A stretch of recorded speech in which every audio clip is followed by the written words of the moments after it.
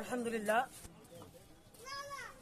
যে কোনোভাবে হোক না কেন আমাদের সরকারি বরাদ্দ হিসেবে আমি যেন একটা ঘর পেতে পারি এবং আমাদের এক ছেলে আমার স্ত্রী সহ যেন আমি সেভাবে একটি বসতি হিসেবে যেন কাটাতে পারি।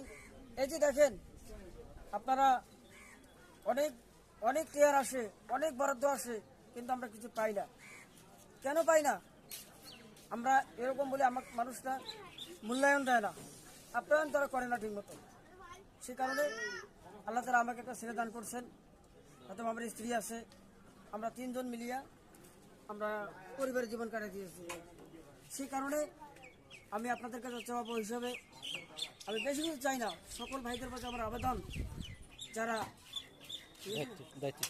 দায়িত্বে আছেন ইনশাআল্লাহ, দায়িত্বশীল ভাইদেরকে বলতে চাই ইনশাআল্লাহ, আপনারা দয়া করে আপনাদের বিনোদভাবে আপনাদের হাতে পায়ে অনুরোধ করছি ইনশাআল্লাহ আমাকে আপনারা একটি ঘরের ব্যবস্থা করে দিবেন, যাতে করে জীবন যাপন করতে পারি এবং সারা জীবনের জন্য আমি ওই সকল ভাইদের জন্য দোয়া করবো ইনশাআল্লাহ। আমি সকলকে ধন্যবাদ। আসসালামু আলাইকুম রহমতুল্লাহি ওয়া বারাকাতুহু।